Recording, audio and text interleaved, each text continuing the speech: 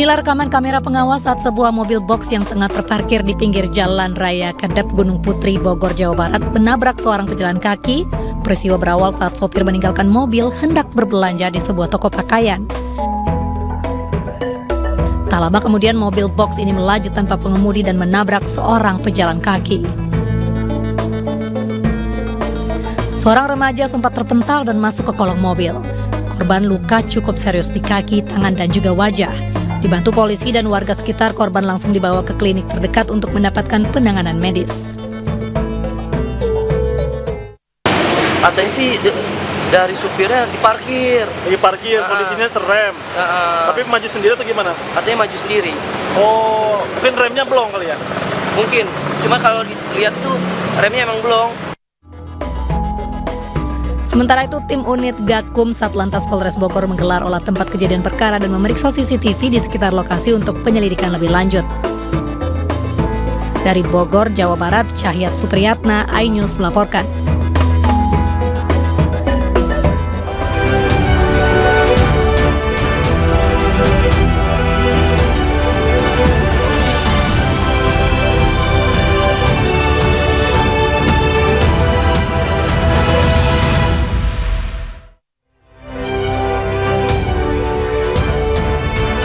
Mabuk minuman keras, seorang polisi yang bertugas di Polres Kolaka Timur menembak pacarnya dengan menggunakan senjata api.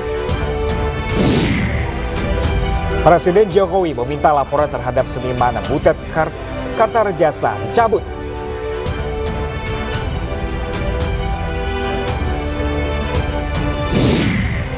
Gelombang kritik Sivitas Akademika meluas tuntut presiden dan elit politik junjung adab dan etika.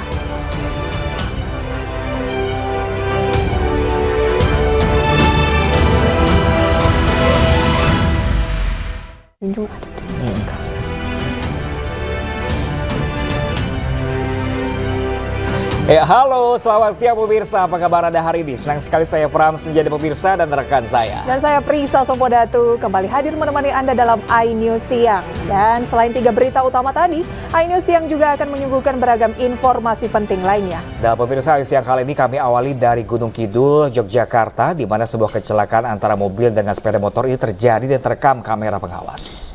Iya, pembonceng sepeda motor terpental tinggi usai berbenturan dengan mobil.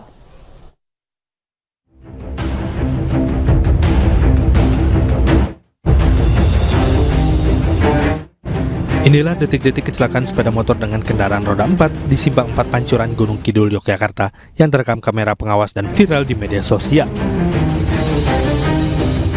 Kecelakaan berawal, kendaraan mobil melaju dari arah Siono menuju kawasan pantai selatan Gunung Kidul, Yogyakarta. Tiba-tiba muncul kendaraan roda 2 yang berboncengan melaju dari arah Penmas Gunung Kidul menuju arah Siono.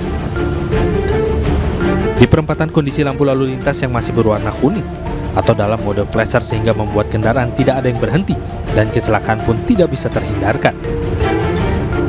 Pembonceng kendaraan roda 2 terpental tinggi sedangkan pengendara dan sepeda motor terseret beberapa meter sebelum akhirnya kendaraan berhenti. Akibat kejadian tersebut, 2 korban kecelakaan dari sepeda motor dilarikan ke RSUD Wonosari. Untuk pengendara roda 4 saat ini dimintai keterangan oleh petugas Laka Lantas Polres Gunung Kidul.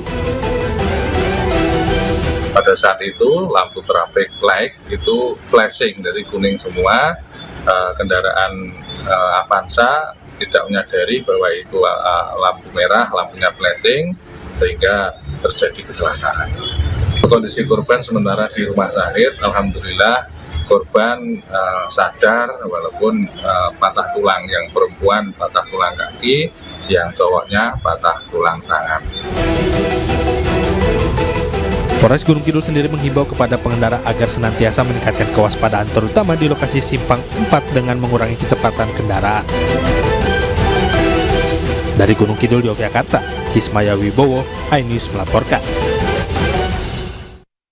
Sementara pemirsa, sebuah truk molen terguling dan menimpa mobil angkutan umum di Jalan Kelapa II, Kabupaten Tangerang, Banten. Tidak ada korban jiwa, namun mobil angkutan umum tersebut rusak berat.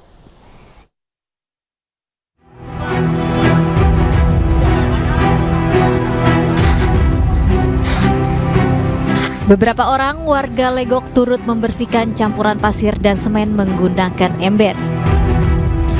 Campuran semen dan pasir ini tumpah ruah di Jalan Raya Legok usai truk molen kecelakaan saat melintas jalan tersebut.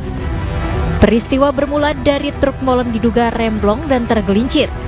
Naasnya saat terguling truk molen turut menimpa angkutan umum yang berada di sampingnya. Akibat tertimpa badan truk, angkutan umum rusak parah di bagian samping dan bagian belakang mobil angkutan. Ya banyak banget udah hancur. Di sebelah kiri hancur. Masuk nggak tahu mungkin asnya nggak tahu. Misalnya banyak kan udah ketimpa kedorong. As di belakang. Kenceng banget tadi bunyinya, Pak. Kenceng. Nah, kalau saya biasa, jalan biasa. Cuman yang molennya memang kenceng. Cuman posisi dia memang dia kenceng.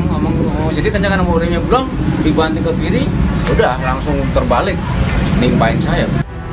Tidak ada korban jiwa akibat kecelakaan ini. Kecelakaan ini kini dalam penanganan unit Laka Lantas Polsek Kelapa II. Sopir truk juga sudah diamankan untuk dimintai keterangan. Dari Kabupaten Tangerang, Banten, Aimarani, iNews melaporkan. Ya, pemirsa, viral dua anggota polisi di Kabupaten Ogan Komering Ilir, Sumatera Selatan dikeroyok warga saat hendak menangkap pelaku penipuan online. Dua anggota polisi alami luka-luka.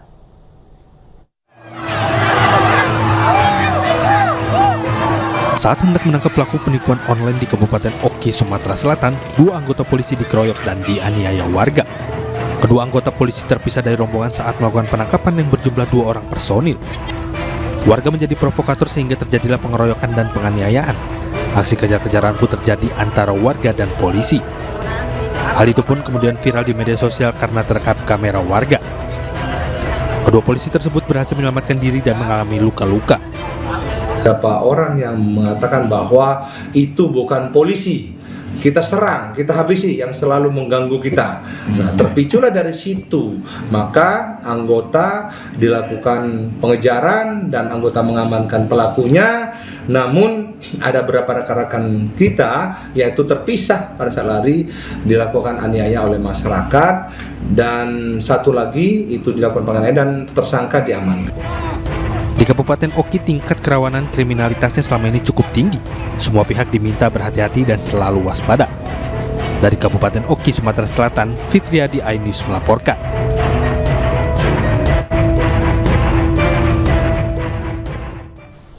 Seorang pria ditemukan tewas di lantai 3 pusat perbelanjaan di Kelapa Gading, Jakarta Utara. Korban ditemukan dengan luka di kepala dan juga tangan.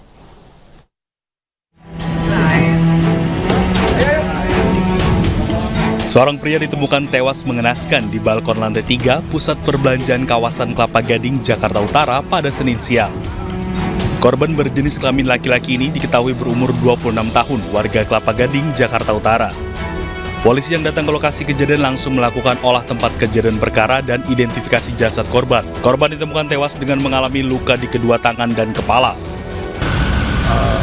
Tadi secara kasat mata ya, pada saat kita melakukan evakuasi barang dengan identifikasi Polres Jakarta Utara, kepala dari yang bersangkutan pecah, terus ada yang patah juga ya. Saat ini polisi masih menyelidiki dan menunggu hasil otopsi untuk mengetahui penyebab korban tewas. Dari Jakarta, Sofyan Firdaus, iNews melaporkan. Ya, pemirsa, mabuk minuman keras, seorang polisi yang bertugas di Polres Kolaka Timur menembak pacarnya dengan menggunakan senjata api. Akibat tembakan tersebut, korban alami luka di bagian dada kiri dan harus mendapatkan perawatan di rumah sakit.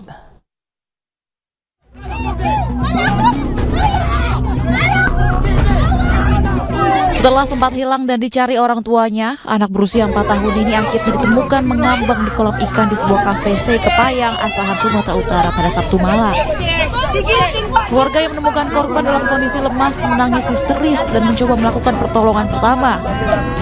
Korban yang tidak sadarkan diri kemudian dilarikan ke rumah sakit terdekat, namun nyawa korban tidak tertolong dan meninggal dunia. Diketahui saat kejadian, korban bersama ibunya menghadiri acara arisan. Namun saat bermain diduga korban lepas dari pantauan orang tua. ada seorang anak yang tenggelam di Kafe Kopenat di Desa Sesrindan, Kecamatan Sungai Kepayang. Selanjutnya anak tersebut ditemukan oleh penjaga kafe dan membawanya ke rumah sakit dalam keadaan meninggal. Atas kejadian tersebut, keluarga tidak melakukan otopsi terhadap korban dan telah mengikhlaskan kepergian anaknya. Kepolisian menghimbau agar seluruh orang tua mengawasi anaknya saat bermain, agar tidak terjadi hal serupa. Dari Asahan, Sumatera Utara, Ulil Amri, iNews melaporkan. Dalam pengaruh minuman keras, seorang anggota polisi Bribda Rotni Alvin Tanggelangi, 22 tahun yang bertugas di Polres Kolaka Timur menembak pacarnya IA 20 tahun. Saat berada di dalam kamar di Kelurahan Rahandona, Kecamatan Poasia, Kota Kendari, Sulawesi Tenggara pada Kamis dini hari. Akibatnya korban mengalami luka tembak di dada kiri dan harus mendapatkan perawatan intensif di Rumah Sakit Bahteramas. Diketahui saat kejadian pelaku sedang minum minuman keras jenis anggur merah bersama kedua rekannya. Pelaku kemudian menelpon korban untuk datang. Korban yang datang ke TKP langsung diajak masuk ke dalam kamar oleh pelaku. Sesampainya di dalam kamar, pelaku melihat senjata api jenis pistol milik rekannya. Pelaku kemudian mengambil dan memainkan pistol sambil menodong sang pacar, dan selanjutnya pelaku menarik pelatuk dan menembak korban. Korban yang tertembak kemudian dilarikan ke rumah sakit setempat untuk mendapatkan pertolongan. Dikatakan bahwa memang sedang minum minuman keras, dan itu dilakukan waktu dia menggunakan senjata, dia memainkan senjata dan senjata itu meletus. Untuk pelaku sekarang di mana kemudian? Ya, saat ini yang bersangkutan sudah diamankan di Bid Propam Polda Sultra. Saat ini pelaku penembakan Bribda Rotni Alvin Tanggelangi dan pemilik senjata api Brigadir Yusriandi tengah diperiksa secara intensif oleh Propam Polda Sulawesi Tenggara dan terancam diberhentikan secara tidak hormat atau PTDH. Dari Kota Kendari, Sulawesi Tenggara, Febriono Tameng, iNews melaporkan. Pemirsa, seorang pelajar kelas 12 di Kota Medan, Sumatera Utara menjadi korban bacokan senjata tajam saat pulang sekolah. Diduga korban diserang geng motor yang terkenal sadis dan serang meneror pelajar dan pengguna jalan di kawasan Medan Marelan.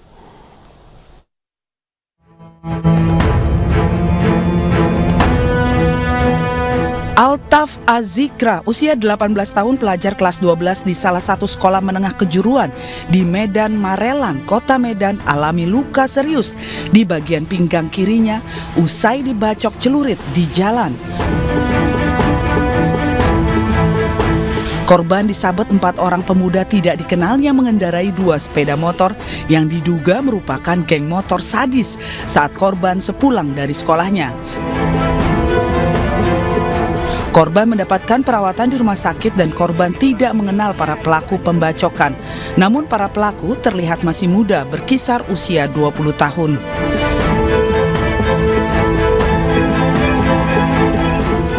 Dia nggak tahu lagi jalan itu kereta dicelurin. Berapa orang katanya? Yang mereka 2 kereta 4 orang. Anak sekolahan juga? Nggak pakai baju sekolah. Oh, pakai dia biasa. Nggak kenal.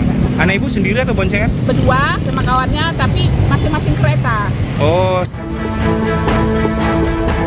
Ibu korban telah melaporkan kasus pembacokan ini ke Polsek Medan Labuhan, berharap petugas kepolisian dari Polres Pelabuhan Belawan dan Polsek Medan Labuhan agar sering melakukan patroli, bukan hanya di jam-jam rawan, melainkan di waktu anak sekolah dan warga pulang bekerja, karena aksi sadis kelompok geng motor ini sangat meresahkan masyarakat. Dari Medan, Sumatera Utara, Yuda Bahar, iNews melaporkan.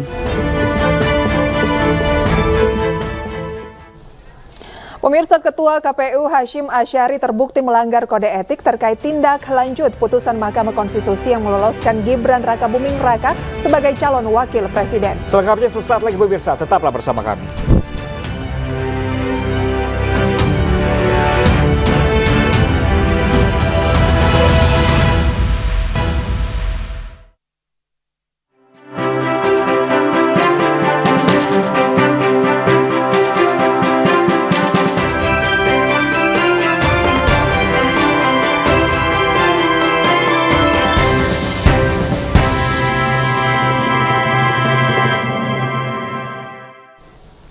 Terima kasih Anda kembali bersama kami pemirsa. Presiden Joko Widodo meminta kepada relawannya untuk mencabut laporan polisi terhadap seniman Butet Kertarijasa. Hal ini disampaikan oleh Ketua Umum Relawan Projo Budi Ari Setadi.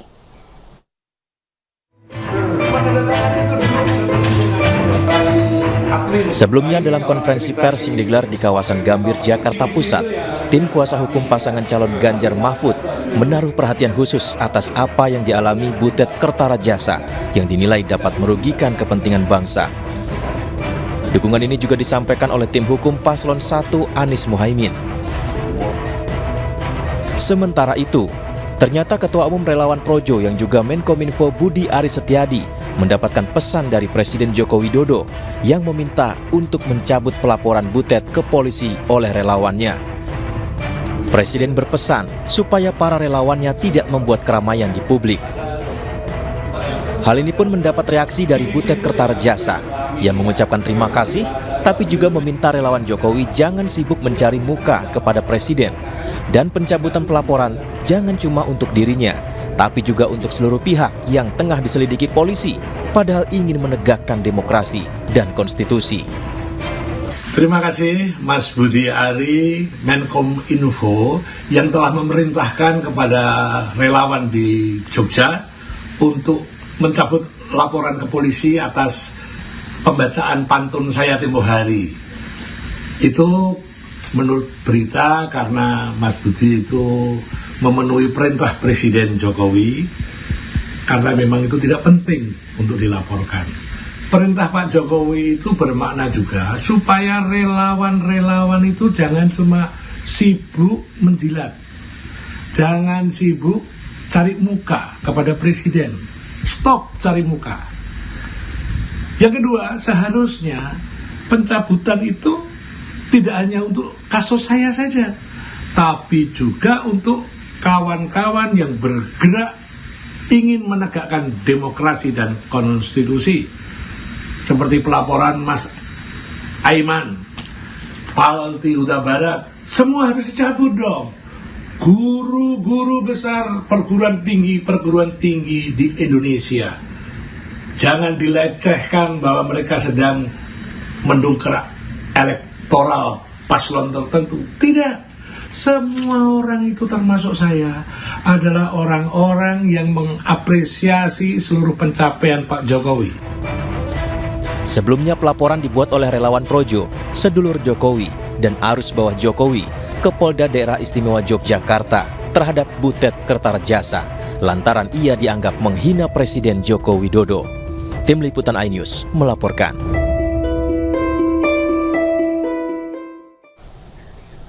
Ya, Dewan Kehormatan Penyelenggara Pemilu atau DKPP pemirsa ini tampaknya memberikan sanksi kepada Hasyim Asyari, pemirsa Ketua KPU, dan pemirsa berikut informasinya untuk Anda.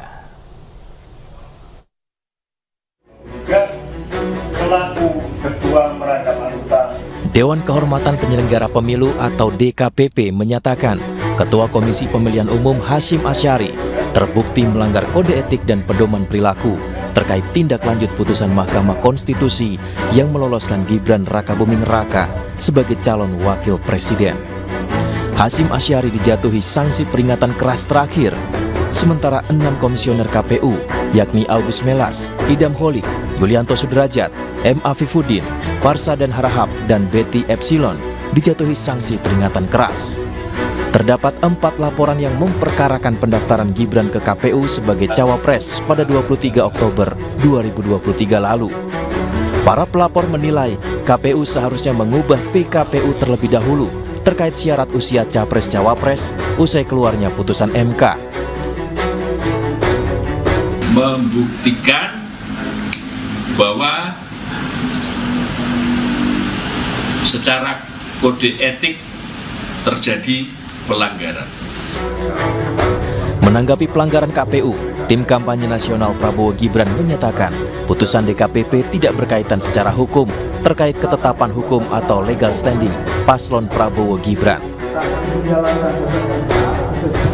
Bahwa putusan DKPP ini tidak ada kaitannya secara hukum dengan legal standing paslon Prabowo Gibran, karena paslon Prabowo Gibran bukanlah terlapor, bukan juga turut terlapor dalam perkara ini.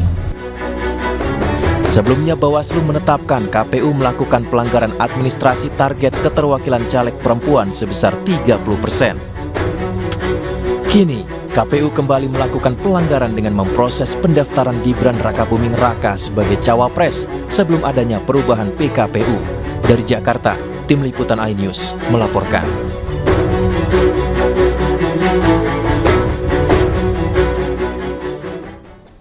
Sementara itu, pemirsa, Ketua KPU Hashim Asyari menjawab putusan DKPP yang memutus dirinya melanggar etik hingga memberikan sanksi peringatan keras terakhir.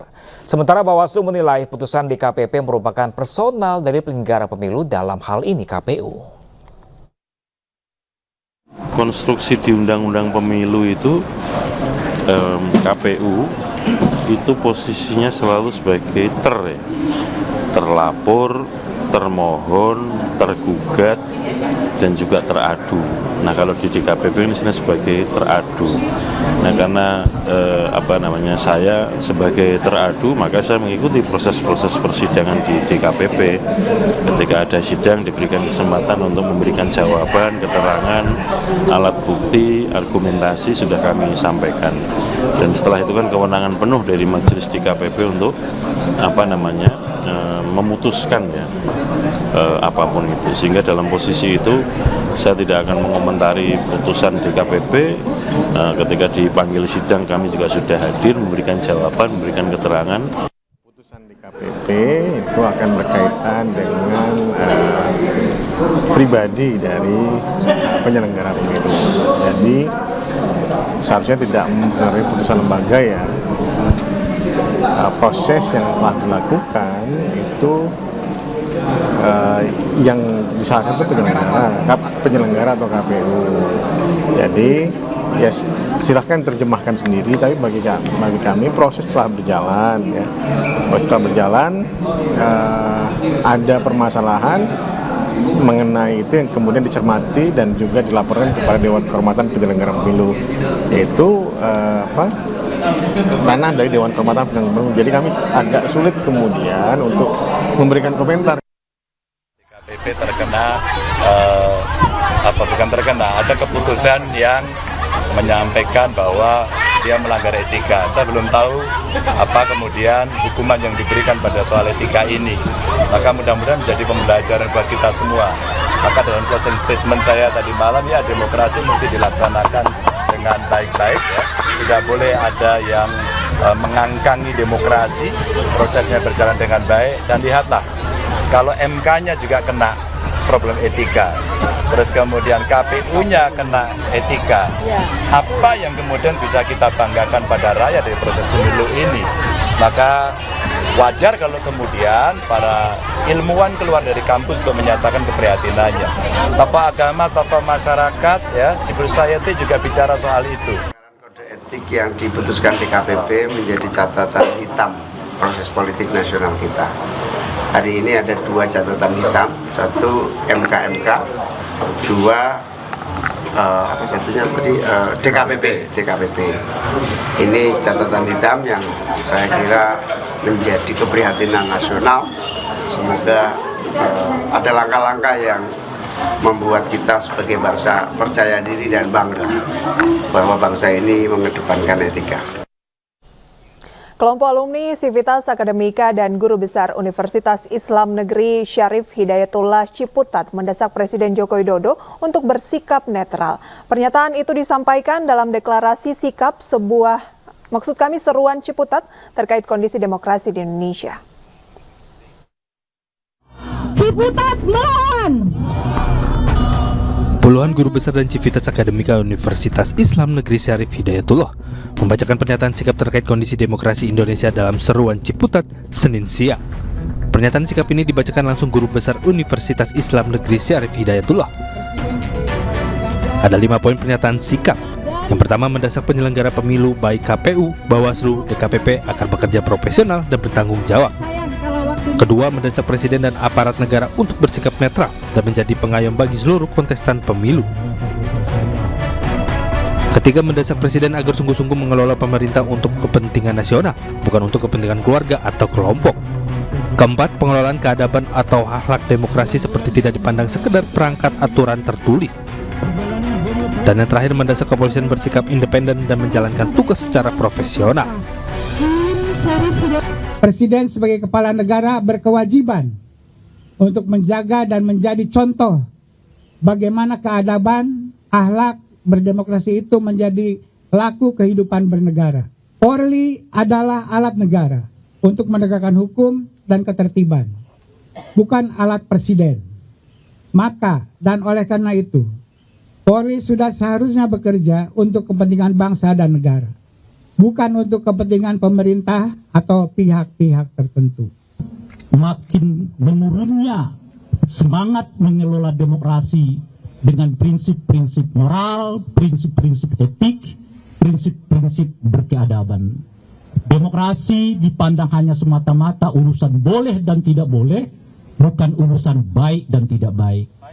Dinasti politik tentu saja boleh secara aturan, tapi jelas itu menggerogoti demokrasi yang diperjuangkan oleh aktivis tahun 98 yang dahulu. Di mana salah satu poin penting dari tuntutan mahasiswa itu adalah menolak praktek kolusi, korupsi, nepotisme yang kita singkat sebagai praktek KKN. Maka jika pada hari ini kita kembali berkumpul di sini, para sivitas akademika plus juga dengan para alumni mau menegaskan bahwa reformasi yang diperjuangkan 26 tahun yang lalu tidak boleh disepelekan, diabaikan. Sebelumnya, sejumlah universitas nasional juga telah memberikan pernyataan sikap mengkritisi demokrasi Indonesia yang tidak sesuai koridor dan memprihatinkan. Dari Jakarta, Amri Narida, Oki Mahendra, iNews melaporkan. Sementara itu, pemirsa, Sivitas Akademika Universitas Erlangga, Universitas Negeri Surabaya, dan Institut Teknologi 10 November Surabaya, Jawa Timur menyuarakan keresahan kehidupan demokrasi di Indonesia. Mereka mengecam segala bentuk praktik pelemahan demokrasi seperti politik dinasti dan penyalahgunaan kekuasaan.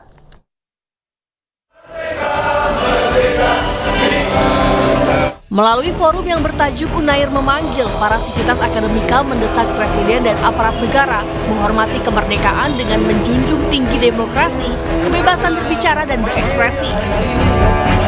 Selain itu, mereka juga mengecam segala bentuk intervensi dari penguasa dalam pelaksanaan pemilu 2024. Presiden seharusnya tidak boleh menyalahgunakan kekuasaan atau menggunakan fasilitas dan alat negara untuk mendukung salah satu kandidat capres-cawapres.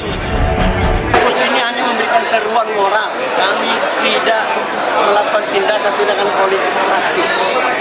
Seruan moral ini adalah sebagai bingkai dari seluruh moralitas bangsa ini untuk menjalankan demokrasi.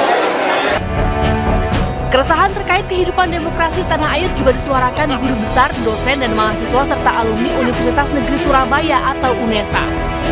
Mereka menyampaikan pernyataan sikap agar pemerintah tetap fokus menjaga kepentingan rakyat, bukan kelompok maupun golongan.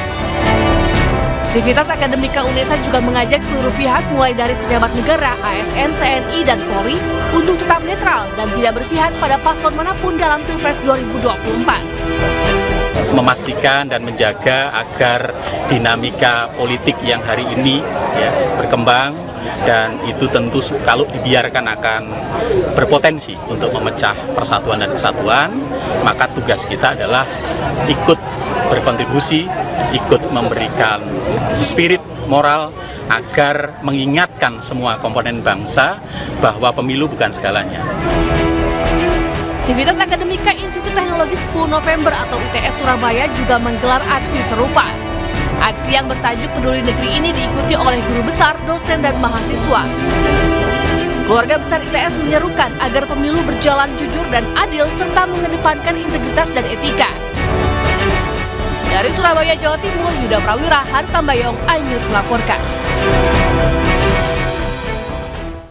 Pemirsa, usai UGM, UI, UII, dan sejumlah sivitas akademika lainnya, kini akademisi dan juga mahasiswa Universitas Pendidikan Indonesia dan Universitas Muhammadiyah Surakarta turut menyampaikan maklumat kebangsaan melalui petisi Bumi Siliwangi. Forum Sivitas Akademika UPI menyatakan sikap atas rentetan tindakan pengabaian etika, moral, dan nilai-nilai Pancasila. Kemudian diawali pengantar gelombang kritik dari para sivitas akademika terkait kemunduran demokrasi terus mengalir. Kini Sivitas Akademika Universitas Pendidikan Indonesia menyusul akademisi di kampus lain menyuarakan keprihatinan terhadap kondisi bangsa. Untuk kepentingan politik elektoral serta pelanggaran netralitas oleh para pejabat publik dalam pemilu menjadi gejala pelanggaran terhadap degradasi nilai-nilai moral dan etika kebangsaan. Melalui petisi Bumi Siliwangi, Forum Sivitas Akademika UPI menyatakan rentetan tindakan pengabaian etika, moral, dan nilai-nilai Pancasila, serta pelanggaran norma Konstitusi Undang-Undang Dasar 1945 yang ditunjukkan oleh para pejabat publik tanpa rasa malu, menjadi potret rusaknya bingkai kebangsaan dan kenegaraan. Ada 6 nilai etika moral yang harus dijunjung.